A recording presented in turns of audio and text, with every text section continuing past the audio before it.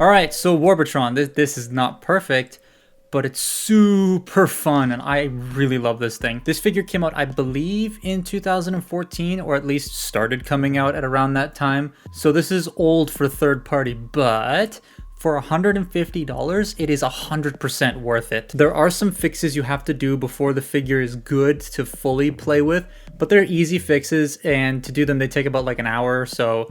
You make a nice little project out of the repairs. They're not super hard.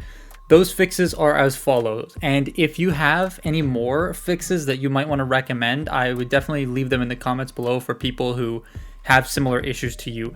But first, you want to loosen the screws on Brawl's arms, because if you do not, you will rip the mushroom pegs completely off. They're on sliders for the transformation, and if you tug too hard, you'll rip it right out.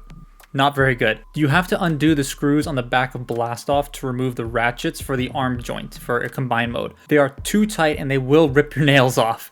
The ratchets aren't really needed either because the joint gets locked into place by the clear cockpit section on his chest, so they're kind of pointless, and the movement is on Onslaught anyway, so you don't need them. So taking them out, you're completely fine with doing, unless yours doesn't have those issues, in which case leave the ratchets in. There were also some mold flash problems on mine, so I just took a thin knife and just trimmed it down. And loosen all of the screws that hold the fists in place, specifically for rotating them out during transformation on all of the figures except for Brawl, because he doesn't have that.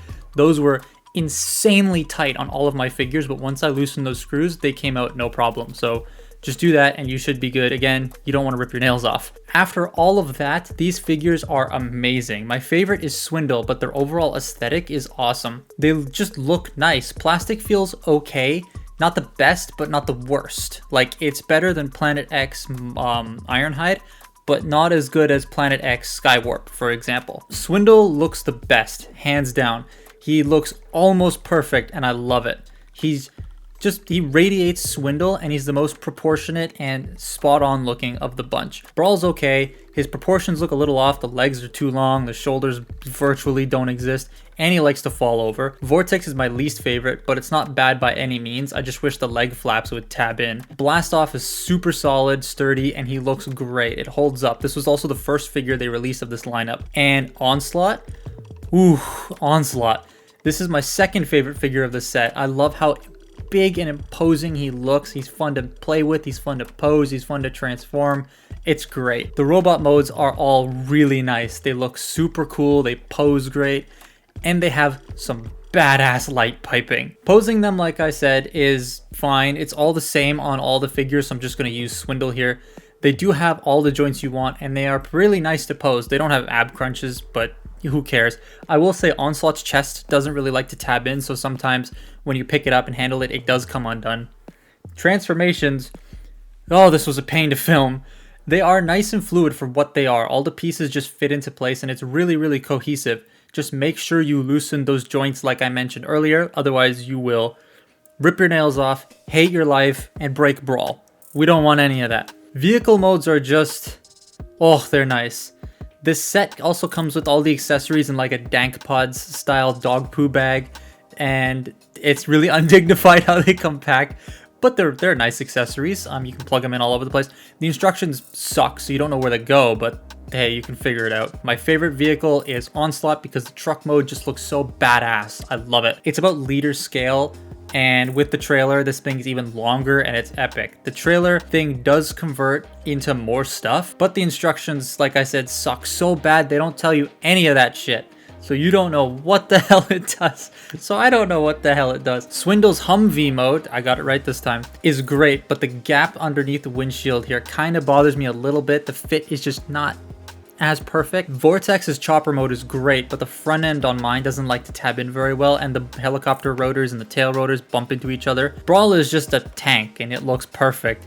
With an articulated turret and everything, he can also do the drool mode, you know, peekaboo Brawl, or the Warpooth thing, you know, that stupid thing. Blastoff's shuttle mode is really nice and clean. I really like how this turned out. It's probably the most cohesive vehicle mode out of the bunch because it does a perfect job at hiding everything because Brawl, you can still kind of see his head. But the thing on mine that's a little bit iffy are the tail fins. They just don't like to tab in at the top, which is kind of annoying. Overall, as individual figures, they hold up very well. They're solid, and based off the price, $150 I paid for the whole set, $30 per figure is 100%.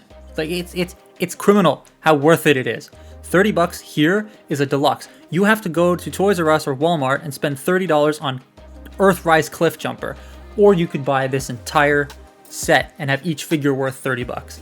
That is an amazing bang for your buck. They do have issues, but that's an amazing bang for your buck. Combining them can be a chore.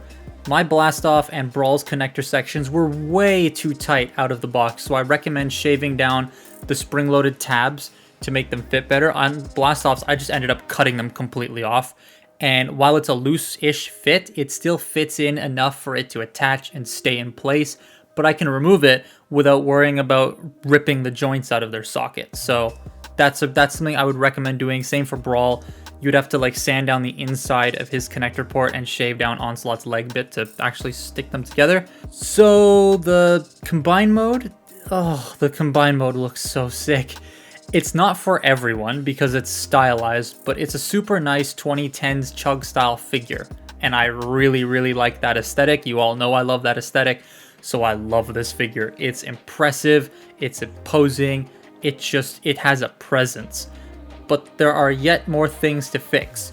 The feet, I have been told to take them apart and sand down the ratchets because they are clear. For some strange reason, they decided to make them of clear plastic and they snap. Mine already has a stress mark out of the box, so I would recommend opening them up, shaving them down just a bit. I cut mine a little too short on one of the feet, so he doesn't have ankle pivot anymore, which is unfortunate.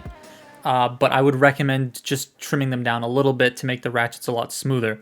Articulation on the combiner is pretty much the same as you get in the individual figures, as well as articulated hands, which have honestly been sitting on my desk for like the past week as I've written this review, and I've been playing with them nonstop because they're so much fun. But the posing is really cool, but I can't really get him to stand anymore because I trimmed the ratchet joint too low and he falls over. He does have felt underneath his feet, which is super nice. I love that addition.